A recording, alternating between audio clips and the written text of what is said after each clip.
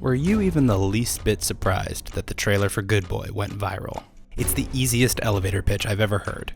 A horror movie starring an insanely cute dog, told entirely from that dog's perspective. Look how handsome he is. They're not going to hurt that dog, right?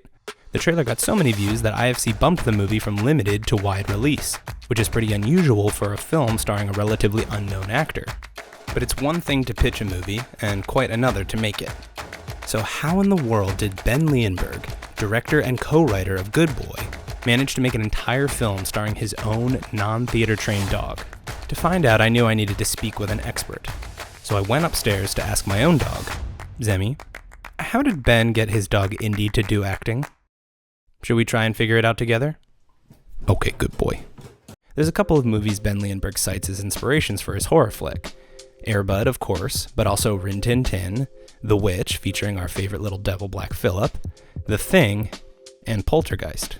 But none of these movies are from the animal's perspective. The animal might be a star, but they're really the supporting character, and there's a very good reason for that. They say don't work with kids or animals for a reason. Animals have a pretty limited window each day where they have the energy and patience to work.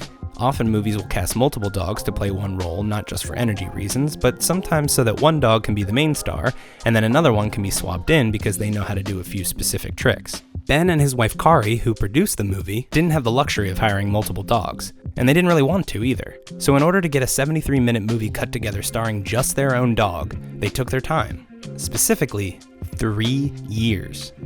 But it's good advice for any independent filmmakers. Know your resources. In this case, they had a very cute dog who's born to be a star, a very small budget, but they did have time and patience to boot.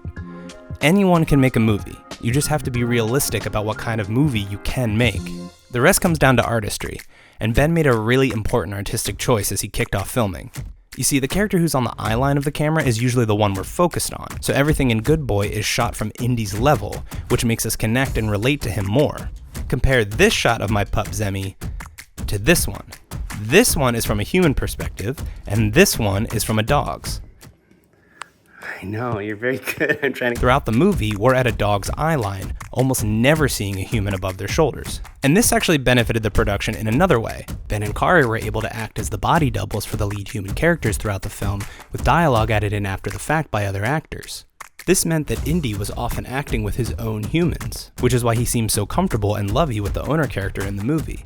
He's not pretending to love his human, he just really interacts with him that way, making his performance feel natural in those moments, because it is. As Ben says, I think he's a method actor the way some human actors would only ever dream. Just a quick primer, method acting, more or less, is when actors attempt to literally experience the emotions and mental state of their characters, rather than just imitate those emotions in order to give an honest, lived-in performance. It's a fairly popular tactic used by some of our greatest and some of our most annoying actors. When you think about it, all dogs are method actors. They don't know what acting is. Zemi has no idea why I'm following him around with a camera, let alone what a camera is. He just is and always will be experiencing the true emotions of being a dog. So if you want a natural performance out of a dog, one way to get it is to write in scenes where they would behave that way anyway. There's still one more massively important filmmaking tool used on Good Boy that benefits all actors, no matter how many legs. Editing. Obviously, it starts out fairly simple, with the ability to cut out all of the failed attempts to get the dog to do what's needed for the story. But the biggest assist editing gives Indy is something called the Kuleshov effect. In essence, the Kuleshov effect describes what happens in the audience's imagination when they see two shots in a movie back to back.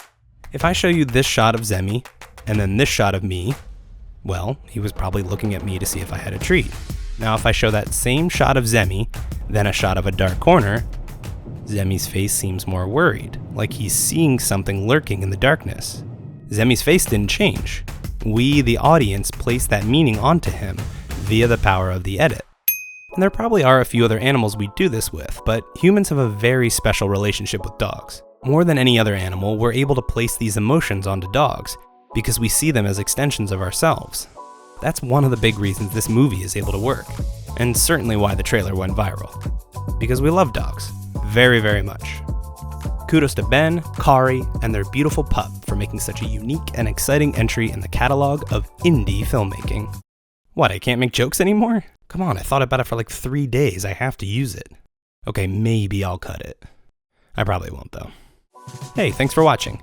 If you enjoyed this video, please like and subscribe to see more stuff from Mashable. Until next time on How It Hits. Just lay down. Just lay down, please. I know why it took 3 years. I know.